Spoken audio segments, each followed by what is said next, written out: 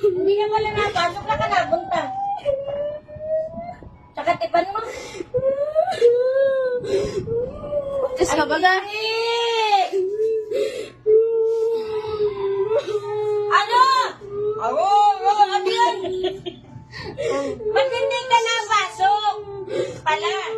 Ano mga problema mo? Ba't nagbayad ka pa sa school? Ikaw ba nagbayad sa school? Ang nakakusura. Baka yung inano sa parcel. Baka hindi nagbayad. Hindi ko sabi niya mo naman.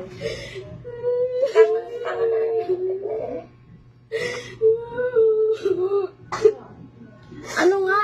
Ano ba ga? Buntis ka ba ga? Ba't di ka napasok?